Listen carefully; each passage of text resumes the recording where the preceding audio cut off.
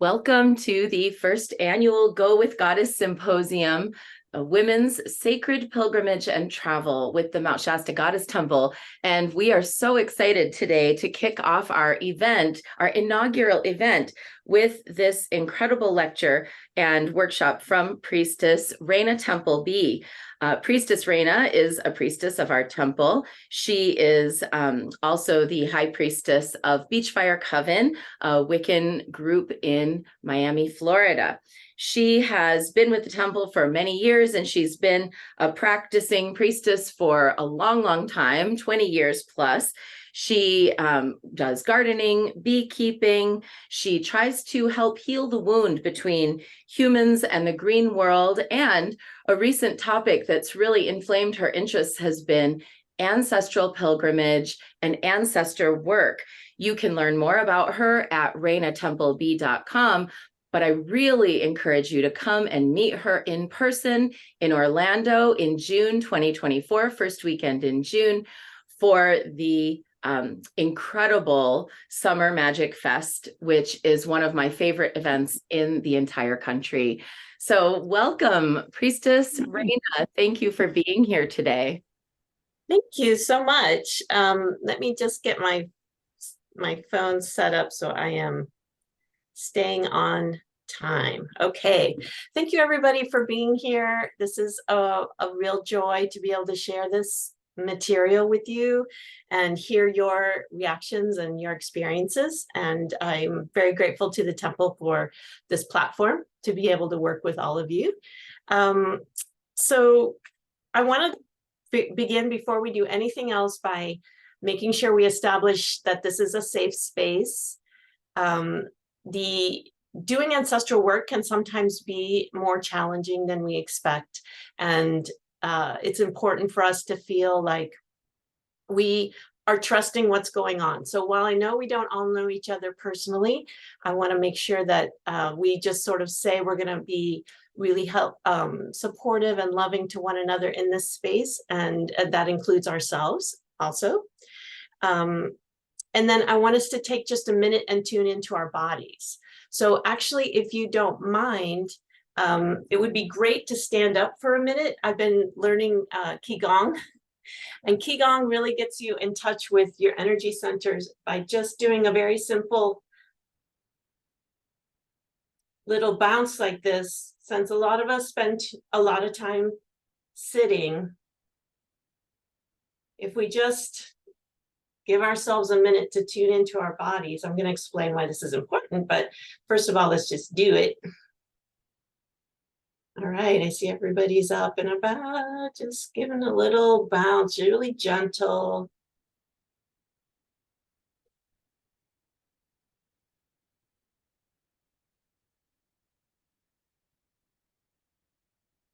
All right. That's great. Hopefully that felt good. Ancestral healing is about physical healing as well as spiritual healing. So a lot of what we experience in our physical bodies has ancestral ramifications, and that may come up today in our conscious sort of a way, or it may reveal itself to you later down the road. So our blood is really the temple of our ancestors. Our bodies carry the energy of our ancestors, and our body hold the mysteries of the ancestors, both the good and the bad. So sometimes an example of the good would be when we just instinctively remember how to do something, how to cook a certain dish, or how to perform a sort of simple ritual in the home. But sometimes we have bad instinctual patterns that we've inherited from our ancestral lines as well, like a short temper or a checking out when certain topics come up that we really don't realize has this longer history to it. But as we start to do ancestral work, and I'm sure some of you have already been on this path for a while, these things become revealed more and more clear to us. I also want to say, I know that it's very crowded behind my head. I wanted to have my ancestor altar. It's still up. This is sort of the last week maybe of all the ancestor altars being up before we turn the wheel toward the Dear Mother in winter. And then another big set of altars behind my head, but that just means we're in good company for this ritual. Okay. I also like to begin workshops like this by thanking my teachers. I have been a British traditional witch for over 20 years, like Priestess Yeshe said, probably more like 30 years. And that is where I first found a home for my ancestral practice around this time of year, like a lot of us. I was also fortunate to be able to join a Lukumi house, which is one of the African diasporic paths here in Miami, and ancestral work, including praying for our ancestors, named and unnamed, is a very big part of Lukumi. There's a strong influence from Spiritism, so there's particular techniques and prayers that you use for working with ancestors. So that has contributed to my practice. And then probably one of the most profound aspects is working with Orion Foxwood with the House of Bree, who is a fairy seer. And we do a lot of healing ancestral trauma in that tradition. It's not really a spiritual tradition. It's a set of techniques for working with the Fae and other land spirits. But that has provided me with a tremendous amount of understanding of the importance of ancestral healing, some of which I hope to be able to convey to you today. And then, of course, the Mount Shasta Goddess Temple is a beautiful vessel for being able to share this and learn from other priestesses who also have ancestral practices about what they're doing and how it works for them. So I wanted to start by asking who here has an ancestral practice. I think I can see most of you. Anybody already working with the ancestors in one way or another?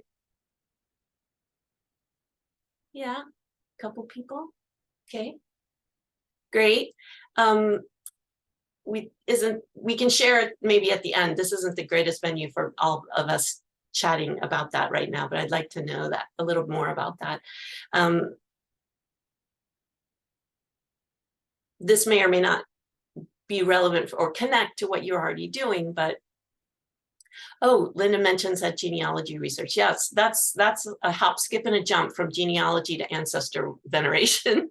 As many of us know, if you start learning the names of your ancestors, that they start coming knocking even more. So that's beautiful. Yeah, I love that. Okay.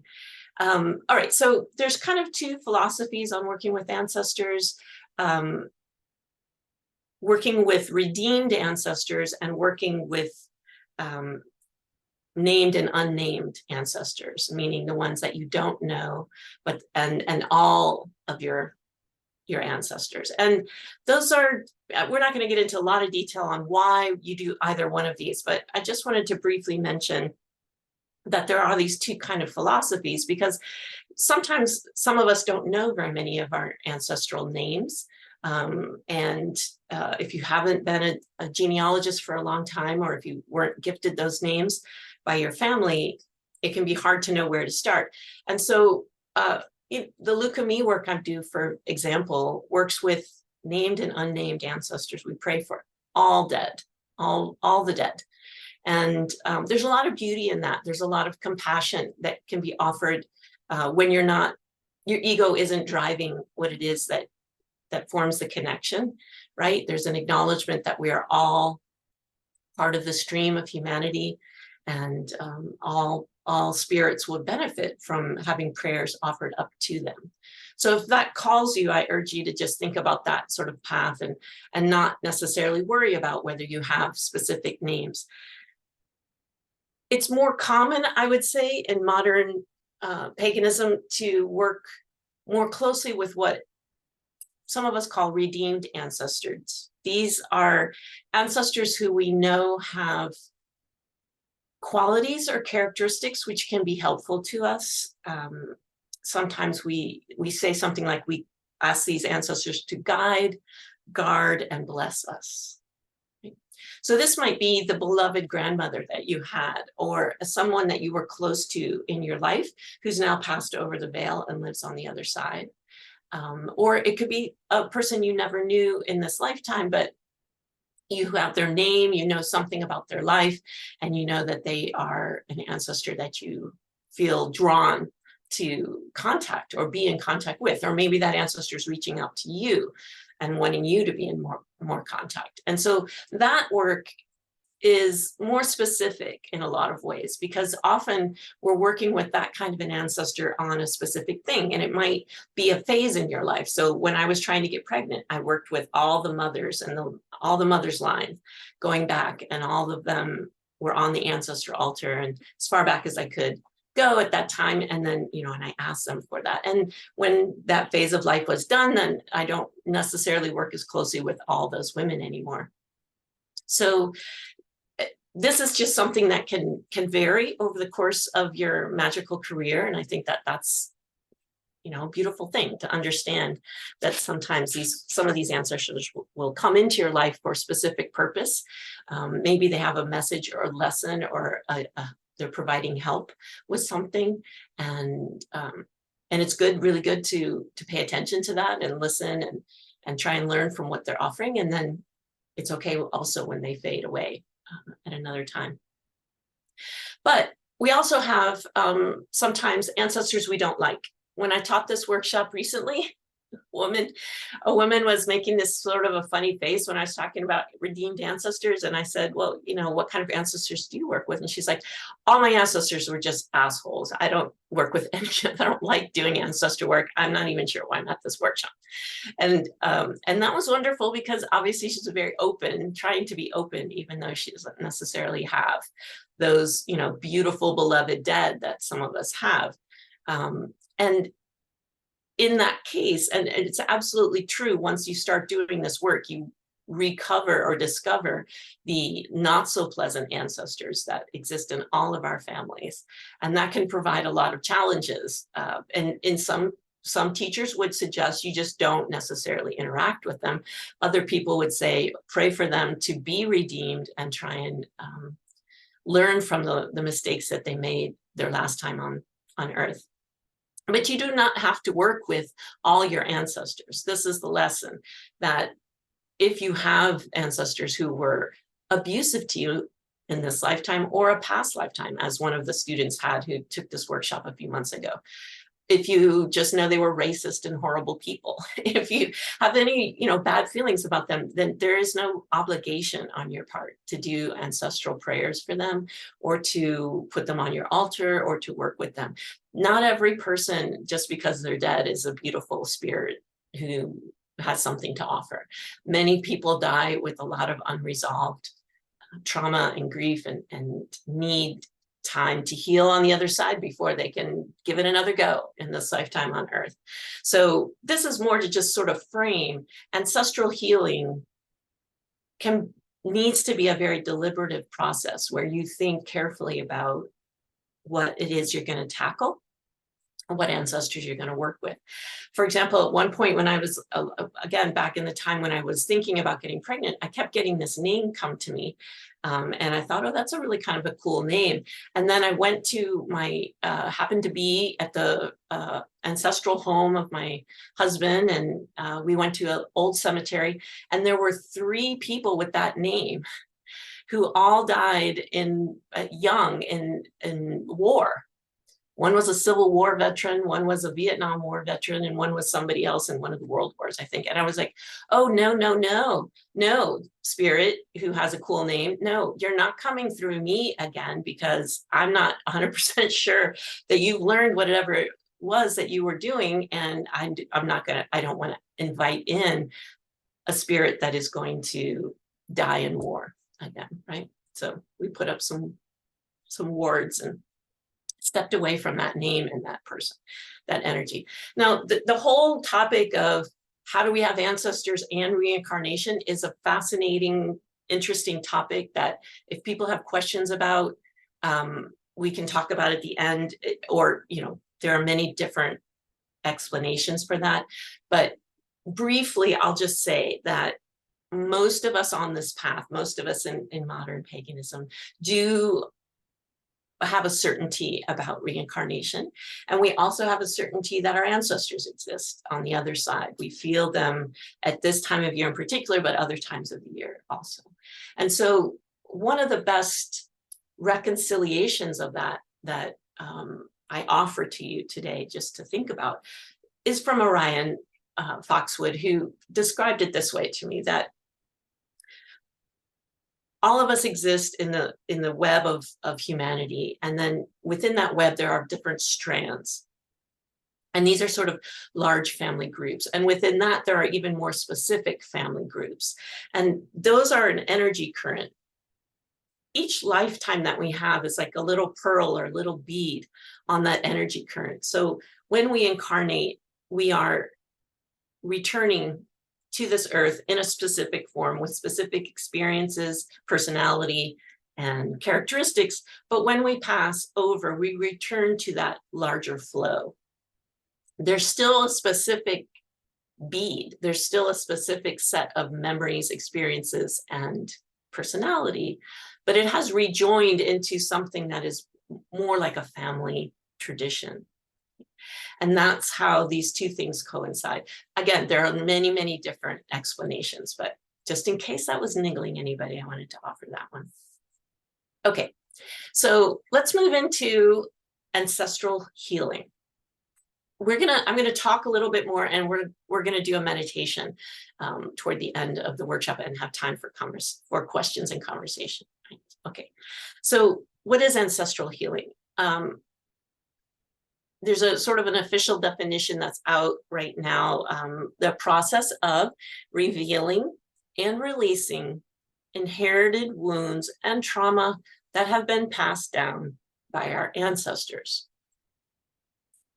Revealing and releasing, those are obviously important and distinct steps. Inherited wounds and trauma passed down by our ancestors. We're going to focus on that kind of a definition, but I just want to make sure and say it is also very important to claim generational strengths. A lot of times there's an overemphasis just on the healing of trauma, ancestral trauma, and we forget that we also inherit positive qualities from our ancestral line.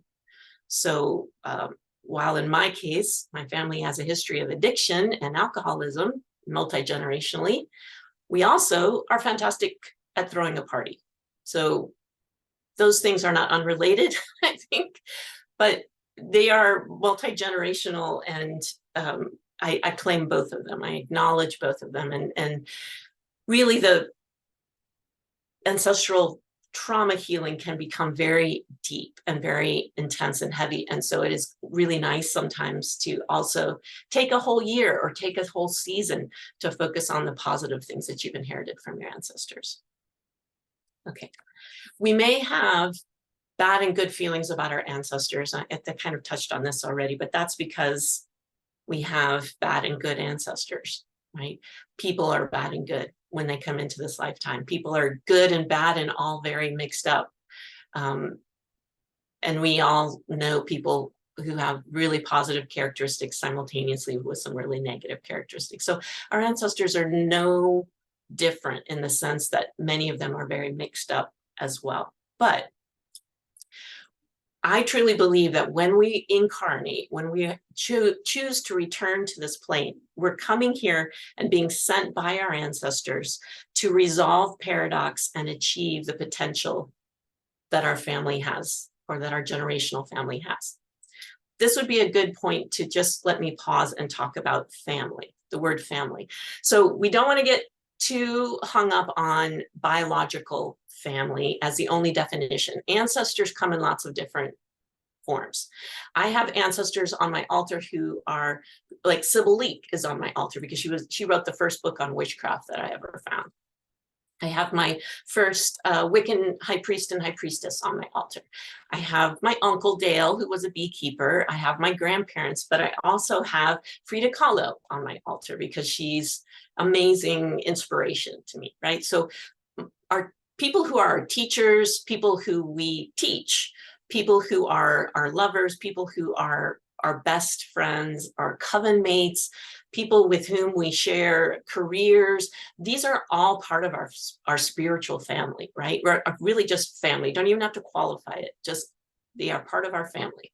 And I think we benefit greatly by being open to all those connections and saying, we wish to remain in contact with those spirits, even as they pass over the veil. So in no way, when I say ancestral heritage or ancestral trauma or healing, is it limited to family line only. That's an interesting component of our ancestral work, but it's not the only part of our ancestral work. And especially for people who aren't so familiar with their family, biological family, it can be really important to know and create a definition of family that includes teachers, friends, etc., coven mates, right? Okay, so back to the point I was just making. We incarnate in order to resolve paradox and achieve potential. Paradox is something that occurs when we are living out of alignment with our spiritual truth, which we all do at times. Potential is potential. We have the potential to be filled with spirit energy, God energy, goddess energy, to be healers, teachers, to have loving relationships, all of these positive things that we know that a lot of us have achieved, and we keep looking to build on, right? So one of the causes of paradox are these things that, like I said, cause us to sort of shift out of living in alignment. And I'm going to just talk about one of them that Orion teaches, which, because I think it's one everybody can relate to, which is the fear of abandonment and the illusion of isolation. And this is really where ancestral work helps so much, because many people in the modern West, I mean, it's in the regular news. This is not an esoteric idea, right? This is a well-recognized thing that many people are living with the sense of isolation. And there are lots of spiritual and mundane causes for that, which we could talk about, and I'm interested in your ideas about that. But basically, a lot of us feel very cut off. And so ancestral work immediately plugs you into a web of connection and reminds us that none of us are alone. None of us could be here without our ancestors and the things that they did, the sacrifices they made, the accomplishments that they achieved, right? So yet, even when doing ancestral work for a long time, we still live in a world which fosters a sense of isolation or a fear of abandonment. And some of this comes from just being human, because we're raised within a family with these, you know, these gods of parents, and then we leave, and or the parents die and we're on our own. So I mean, we experience abandonment, right? But part of what we can do through ancestral work is heal that experience of abandonment, understand it better, and heal it. So if we dwell on the fear, dwell on the pain, or dwell on the trauma of abandonment, for example, it could be other traumas, but let's stick with that one for right now. If we dwell on that, we're feeding it our energy. If we let it define us, if we talk about it a lot, if it comes to summarize our family relationship. And that can be an ancestor, a person who's passed over. It can be a person who's still alive. It can be our family of origin if they have abandoned us. It can be a child who's abandoned us. All of these normal human experiences. If instead we can look to our ancestors and forgive them, this begins a chain reaction of change and then of healing. So in many ways, it's easier to forgive ancestors than it is to forgive the living. This is an experience a lot of us have when we work with our parents. Once our parents are on the other side of the veil, it can be harder to forgive them. It can become easier with spiritual work. It's essential that we move those relationships forward, that we try and forgive the ancestors who were difficult, did us wrong, were not what we hoped they might be. In a lot of cases, this is where we then release some of the trauma that was caused by the relationship.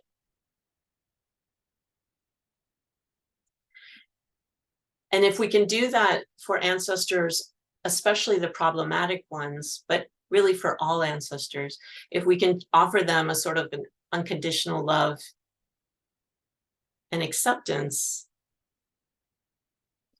the healing works back in time as well as forward in time.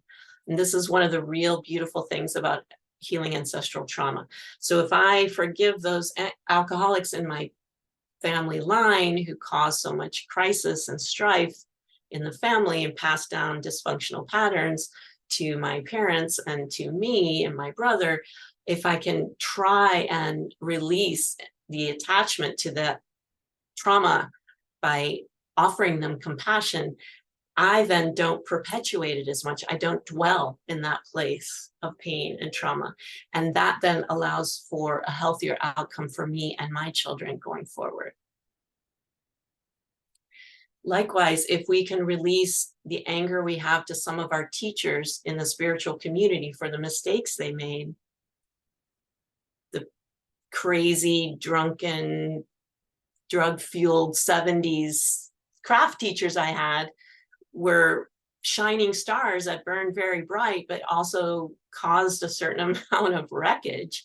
If I allow that to just be and try and release any feeling of trauma and actually send love back in time to them, it clears the flow for me and my own students. It acknowledges that pain happened. It's not about pretending it didn't happen or trauma, but it's also about making change and going forward with the knowledge that we can change. Okay, this is where it gets a little heady, but hopefully it's clicking. Okay. Are we good? I know we're holding questions. Okay, I would ask questions. We're going to talk now about pilgrimage, topic of today. Pilgrimage, for me, I like, and the way that it connects to ancestral work, the definition I like of pilgrimage is travel with conscious spiritual intent. And Priestess Yeshe is truly a master of this in so many different ways. I'm just going to offer some examples in terms of how it connects to ancestral work. Okay. So most of us in the modern pagan movement, especially in the West, come from people who were farmers, peasants, agriculturalists of one kind or another. I know that we all like to think that we lived in Tintagel or in Cleopatra's court, but a lot of us actually come from very simple people who were farming, right? They were providing the food for the kings and queens of the ancient world. And that's a very honorable tradition that we have. And there's a lot of beauty in that because it means that we're deeply connected to the land on which we lived. Right? The only way you can be a subsistence farmer, which is what all of our ancestors were up until really the beginning of the 20th century, is if you really truly understand the land in an intimate way. You know not only when to plant, but what the risks are, what the pests are, when to water, when to weed, when to harvest, how to process the food so that you can store it and eat it and have enough to get through the hard times. It's a deep type of ecological knowledge.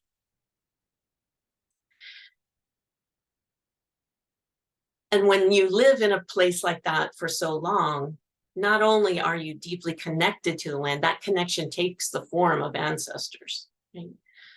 If you've done your DNA work at all, like ancestry.com, remember when they first started publicizing that there were people who live in like southern England today who did ancestry DNA, and they relate to the original population of Neanderthals who moved into England. I mean, the English and most Europeans, though, live in the same place forever. They just really, there's millennia of connections to land. And that does mean that when your family members died, when ancestors died, they went into the land, and the land actually becomes the body of the ancestors actually becomes the land. I have a whole other workshop that we'll do some point with everybody on eating our ancestors and growing food. But the point here just being that connection to land isn't just a mental connection, right? It's truly like a physical body connection. We are putting our dead into the land. We did this for thousands of years. We're putting our dead into the land, or we're burning them and cremating them and releasing ashes. But in any case, we are becoming part of the places in which we lived. And I think most of us honor that today in our attempt to kind of reconnect with the places that we live, and to honor the plants and animals and seasonal changes, etc., where we live. But here's the thing. One trauma that a lot of our ancestors experienced was that we had to leave those homelands. Right? As immigrant people, as people who have only been in the New World for, at the most, 200 years, a lot of us much, much less, our ancestors made the hard decision to leave those homelands that they had lived on for thousands of years. In a lot of cases, that was not a choice, an easy choice, right? It was a forced choice. It was due to poverty, due to persecution, due to war, famine. The vast majority of us who have Irish or Scottish ancestry are from people who were very, very poor and left out of desperation. But this is true for most Europeans who came to North America. So that's a difficult thing, and it has manifested in lots of different ways. It's manifested in, I think, a disconnection from this place where we live, and a growing sense of isolation.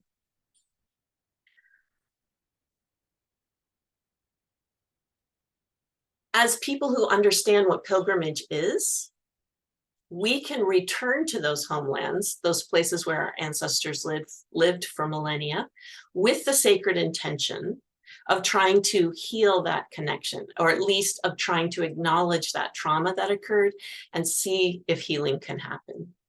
Right? This happened for me very powerfully when I went to Prague. My father's family immigrated from Prague, and he and I got to go back together. And it was a very powerful trip, but it was so overwhelming. I didn't do any magic. I was just in the magic. Then I went back for myself for work, and it was fantastic. And I did a little bit of magic with the land. And then I took my kids back. And on that trip, I was meditating with an apple tree. This ancestor whose name I know, who was the person who left and moved to Wisconsin, came through powerfully and said, "Is this you? Have you actually returned?" And I said, "Yeah, I'm here. I'm here with my kids. I have returned." And she said, there was just this exhalation, this releasing of grief and trauma for having to leave. And I said, "I have not only returned, I have the resources to have a family. I have the resources to do a trip like this, and your sacrifice has made all of that possible. Your choice to leave the homeland and find a new life so that your line would survive was successful. It worked. I'm the proof of it. I'm coming back to tell you that, give you that."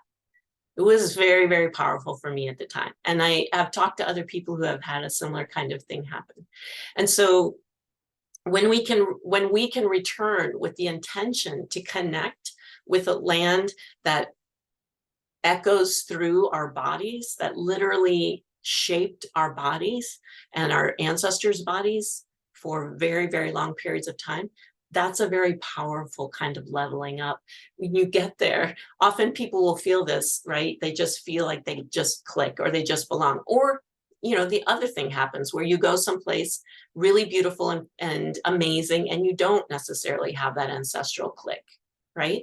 When I went to Turkey with the temple, I thought possibly I would have that happen because based on DNA, I have a line that goes all the way back to Syria sort of area, but I didn't really feel it. I felt it was an incredibly profound place magically in lots of ways, but it wasn't an ancestral connection for whatever reason. But I have had that feeling in a few places, and I know some of you have as well. So what I want to offer you is that this is a way to shape your travel and your pilgrimage process, to think about what places your ancestral heritage it resides, and then to reconnect to the places where our ancestors had these very strong connections. And it's beyond just a connection. I want to just say a little bit more about that, because the word connection is very generic. I really believe that most of us had magic workers in our ancestral lines. There's this whole concept of the witch blood, which would be a whole nother workshop, but most of us feel drawn to the path that we're on for reasons that are not fully conscious and have to do with an inheritance that we have of being magic workers or spiritual workers or guides or priestesses. And so those types of people like us, we make intense connections with the land. We're not just farming the land in order to survive, right? We're praying to the land. We're acknowledging land spirits. We're making promises to deities of the land. We're building shrines. We're building altars. And our people did this in the past. This is part of our inheritance that we have forgotten, unfortunately, was stripped from us, but we are remembering, right? And so when that goes to an even deeper level, in the sense that when you start, this is where the goosebumps come in. When you start doing fairy seership, part of it is acknowledging the unseen spiritual companions that our families have had for generations. The Fae live for much, much longer than humans. And a lot of times our families made promises to local spirits. They made promises like, we will keep tending this well if it continues to provide fresh water. We will protect this grove if we can continue to harvest the hickory nuts. These are simple promises that people who live off the land made, but they're real promises. And those promises were not necessarily broken when we had to leave our homelands and come to the New World, but they were abandoned. And so when we return as spiritual practitioners, we have the opportunity to acknowledge those contracts, to acknowledge those deep spiritual, those intimate connections with a place. We may not consciously understand all of the ramifications or even the details of those promises, but if we go with the knowledge that they occurred and we remain open to trying to hear them and understand them, even just the acknowledgement is powerful. So when I went to Prague and I sat with that apple tree, just sitting with the land in that place and being open to what kind of a connection could happen brought forward some conscious awareness of those kinds of promises. And while I can't repair everything that occurred, I can acknowledge those promises, those contracts. We talk about them as contracts in fairy seership. Contracts with the land, contracts with land spirits, contract with deity. So we can return and honor those contracts and resolve our ancestors from abandoning them.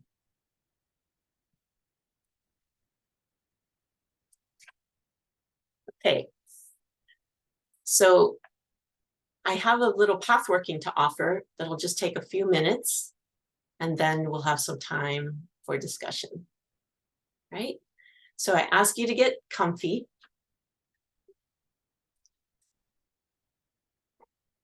And put your feet on the ground. Take a couple of deep breaths.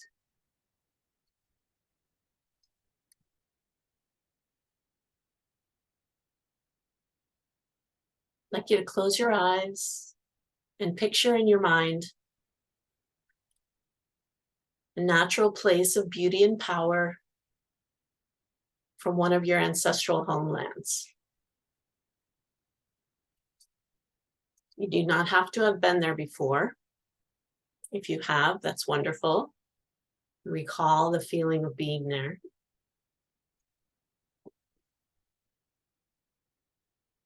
But I want you to look at it with great attention. Try and breathe in the air. Try and reach deep into the earth and feel what the energy is like. Really connect energetically with this place.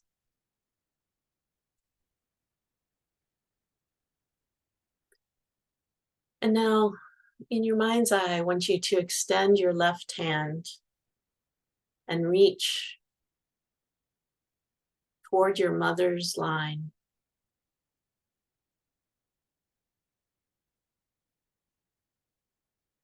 Your mother, your mother's mother, your mother's mother's mother, back to infinity, to the original mother. And know that you are connected to all that wisdom.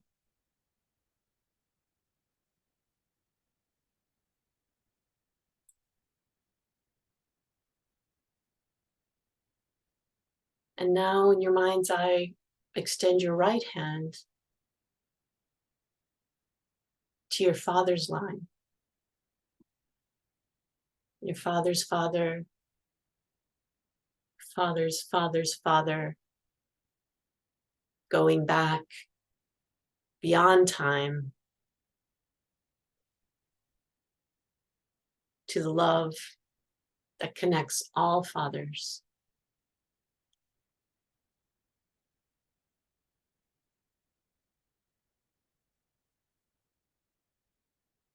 And now communicate to these spiritual lineages that you've returned home,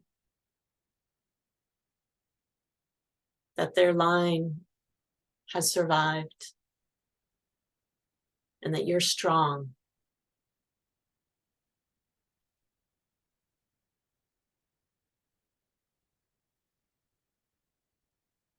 Let them know that they're remembered, their work is remembered,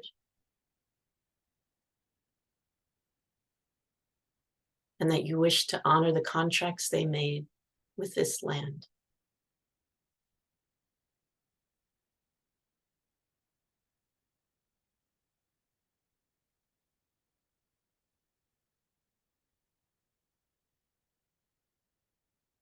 Now you can ask for a gift from your ancestors to come forward and for your consciousness to expand enough to allow it.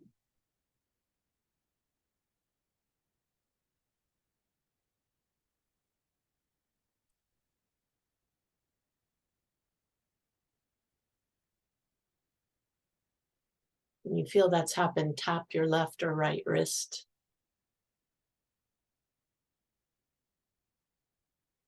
To seat the gift. And then gradually come back to us here.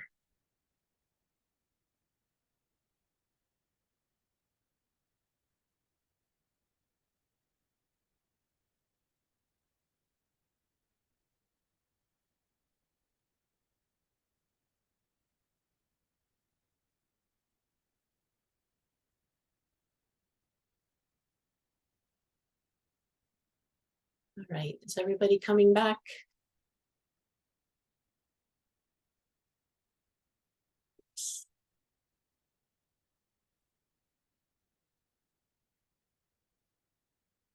All right. Well, I would love to hear any questions or experiences from your ancestors that anybody wants to share. Well, Rayna, I just want to say I'm going to close the recording now so that we can share in a space of protected privacy for those watching along later. Thank you so much for attending Rayna's talk today. And you can find out more at summermagicfest.com and RaynaTemplebee.com. Thank you so much.